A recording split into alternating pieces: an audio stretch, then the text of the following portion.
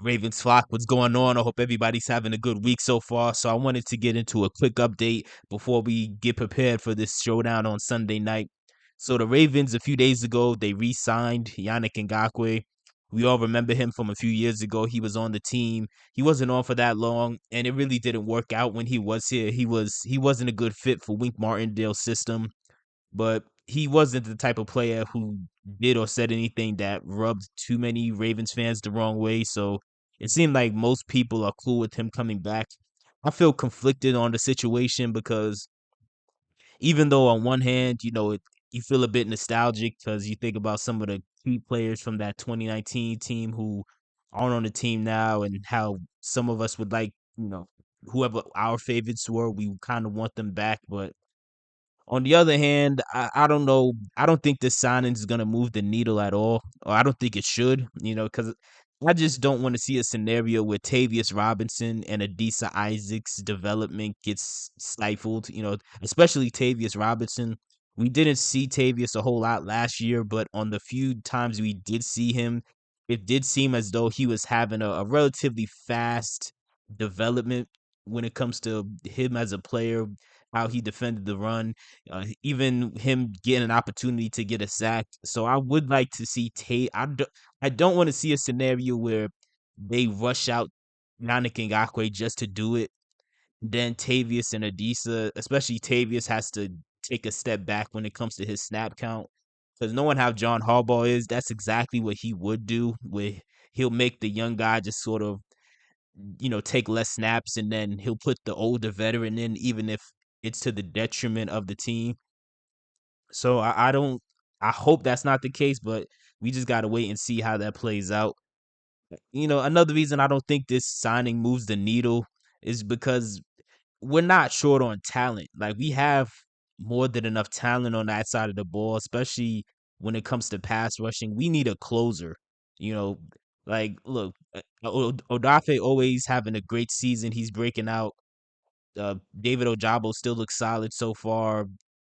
Kyle Van Noy has tapped back into the fountain of youth. Like, we're not really short on edge rushers, in my opinion. I think we have all the talent we need, or not just when it comes to the edge room, but just in general on defense. I think we have the talent, but we just don't have a closer. And bring making any major moves at this point seems a bit unnecessary because trying to find a closer is such an odd thing because it's really an intangible quality.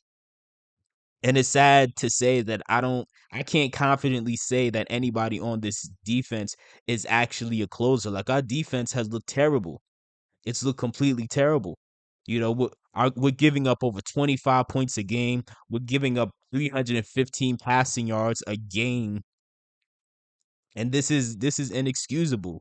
When you look at our defense, when you look at the roster, we have several players making top of the line. They're getting top tier contracts. And like, Roquan Smith is making $100 million. Marlon's making 98 million. Nnamdi's making 96 million. Marcus is making 70 million. Like, when you add up the big contracts with the draft capital, like, this is easily like a $500 million defense, and we can't stop anybody when it matters most, and that's a major problem. Many people are finally starting to notice that Roquan Smith isn't this perfect player, which it was clear the whole time, but a lot of Ravens fans, they just can't I don't know, man. They got too caught up in the Ray Lewis comparisons, which was just straight blasphemy as far as I was concerned, but it is what it is. A few people have noticed it. Shout out to Eye of Horus Taurus. Make sure you guys check out his channel. He's called it out several times. But most Ravens fans, up until maybe a week ago, have really not talked much about Roquan. But they're saying now that he looks a bit out of shape and slower. I don't know if he's slower necessarily. I just think the more he's on the team, especially without Patrick Queen, it just becomes more noticeable. But I mean, he is who he is. Like, giving him $100 million contract at this point, it doesn't seem justified. I know a lot of Ravens fans. I know they like Roquan, but at the end of the day, Roquan so far this year has given up 180 passing yards. As far as when you look at the next gen stats, when it comes to the stat about players giving up yards and them being the closest defender, he's given up 180 yards so far. And that's not surprising because when we look at our first 3 games this year, tight ends, they've just eaten us alive. Like quarterbacks have just been chopping us, like just dissecting us like it's nothing when it comes to the middle of the field. Roquan getting this contract, it doesn't seem justified at this point. And you can't tell me you can't have the audacity to compare Roquan to Ray Lewis when Roquan's not a closer. Nnamdi Madubuike, that's my guy, but so far he doesn't look like a closer either. Marcus Williams is definitely not a closer. Marlon Humphrey, not a closer. We don't have any closers on this defense, and that's a major problem because we're spending a boatload of money. Somebody should be capable of closing a game out. Like, this is crazy. There's no reason we should have so many blown leads. And many people in recent weeks, they've been making the argument that the offense needs to sustain more drives. And on paper, that makes sense. But at the end of the day, the offense spotted you a 22-point lead. If you can't shut the door on the opposing team with a 22-point lead in obvious passing situations, that's a major problem. Because we've yet to play a team that can run the ball effectively. I know people are saying we have a good run defense, but we don't even know that for sure, at least not yet, because we have not played a team that really has a threat at running back. We've been playing one-dimensional teams, and we still can't stop them. And again, to me, that's concerning. And the argument people are making about the offense needs to sustain more drives. Yeah, on the surface, I get that argument because at the end of the day, it's a team sport. It's supposed to be complementary football. But I don't consider that a valid argument when at the end of the day, most Ravens fans, they still want to foolishly make these comparisons to those Ravens teams of the early 2000s.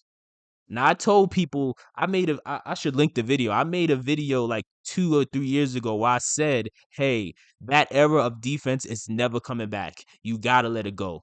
Number one, we don't have that caliber of players on the team anymore. Like, you're talking about several Hall of Fame or all-time greats at their respective positions. We don't have that. Again, we still got good players, but they're not on that level. And then number two, the referees called the game completely differently than they did back then. We can't hit people the way they was hitting people. So it's just unrealistic to hold them to the standard of the 2000s or make the comparisons to the 2000s. But if you want to do that, we could do that. But to me, it's just weird that on one hand, people want to make a comparison to the 2000s and say we're this defensive team and that's our identity. But then when we blow these leads, when we lose these games, no matter what, everybody still wants to somehow tie it back to offense. Why does that happen? Why does that happen? To me, it's pretty clear why that happens. It's because regardless of what Ravens fans want to say, they know deep down in their hearts, our identity is not a defensive team anymore.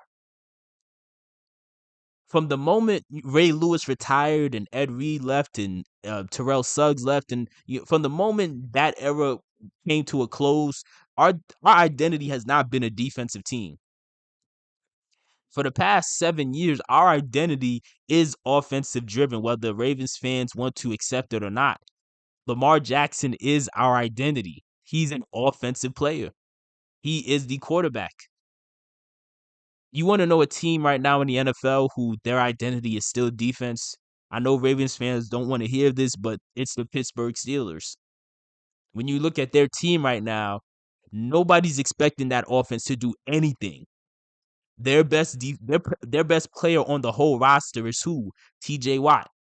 Who's their second best? Or who's their second or arguably their second best player? Cam Hayward. Who's arguably their third best player? Minkah Fitzpatrick. Like, people are still expecting their defense to win games. Nobody, even though Justin Fields, he's looking okay so far. Nobody's looking at him or George Pickens or anybody on that offense and really expecting them to ball out and save them. No, people are like their fans are still expecting that defense to carry them to wins.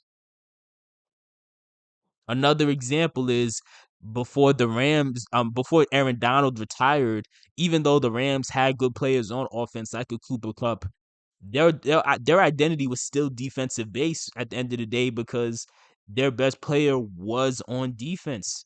Aaron Donald was their identity.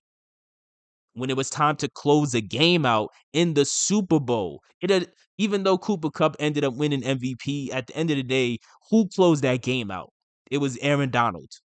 Aaron Donald wrecked that game and he got the final sack to put the cherry on top. He closed the door. That is not the way our team is constructed right now. Even though we've spent so much money on defense, and we've used so many draft picks on defense, that is not our identity. Another an opposite example is the Minnesota Vikings, right? Despite the fact that the Minnesota Vikings have a really good defense, Brian Flores is doing a great job as the defensive coordinator. Who is the face of that team? Who's the best player? Who's the one that you expect to make something happen when all else fails? It's Justin Jefferson. So in my opinion, I do think the Vikings still are an offensive identity type of team. And I'm making all these points just to make the point that I think that as a team, your identity needs to be based on who is the best player on the roster, and also when all else fails, who is expected to make something happen and win. And when you look at the Ravens, the answer is clearly Lamar Jackson. It doesn't matter how many Ravens fans still want to hold on to the idea of defense. And again, obviously defense still matters, but it's not it's not how our team is winning games consistently at this point. Because whenever things go wrong, like in that Cowboys game, nobody for the most part is going out of their way to say the defense looks terrible this year. People are still trying to make it about, hey, the offense needs to sustain drives. The offense doesn't have guys making the money that Roquan Smith is making. Roquan Smith is making $100 million. Marlon Humphrey's making $98 million. Marcus Williams is making $70 million. The offense doesn't have people making that type of money, but yet we're holding them to a higher standard than the defensive players. Even though the defense is, according to Ravens fans, supposed to be our identity.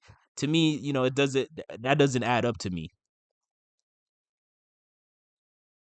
Like I said, the Ravens' real identity is our quarterback. We're one of the few teams in football who have a superstar quarterback who can completely change a game by himself, and that's okay. I know Ravens fans, they're in denial, but there's nothing wrong with accepting that. That doesn't mean that defense doesn't matter, but it just means that the makeup of our team is much different than it was back in the 2000s. That's okay. You got to remember that part of the reason our Ravens teams back in the early 2000s were so dominant was because they had to be. Like the offenses that we had back in those days was terrible. They had no choice but to go out there and get stop after stop after stop after stop over and over again. They had no choice.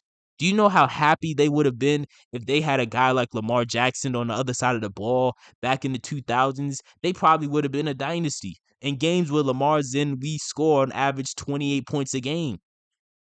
When we had those Hall of Fame players back in those days, they could have easily shut every team down. It should have been easy. But my final point here is, even though I've been disappointed with the defense so far this year, I still think somebody could come along and rise above everything and really be that closer. Now, I don't know who it's going to be exactly. Well, I know it's not going to be Marcus Williams, and I'm pretty sure it's not going to be Roquan, but I still think Nnamdi Madubuike, he hasn't gotten off to the fastest start, but I still think he could be that guy.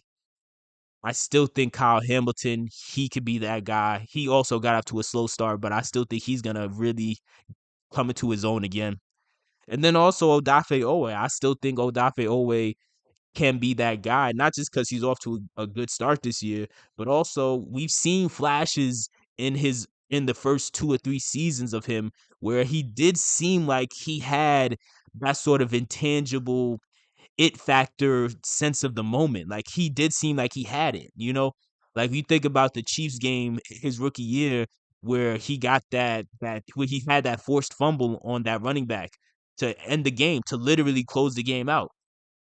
Even last year, in that game against the Browns, unfortunately, we ended up losing that game against the Browns, but we almost won because Odafe Owe on the second to last play of that drive, he got a strip sack. Now they recovered it, but I mean the Browns recovered it, but either way, he's shown flashes that he could be that closer. So I'm hoping that he can continue to level up and be that guy, but it's yet to be seen. Let me know what your thoughts are in the comment section below. Do you think we have a closer on this team? Do you think that Roquan and Marcus Williams are worth the money they're getting? And do you think Yannick Ngakoue is going to have any playing time in the next couple of weeks?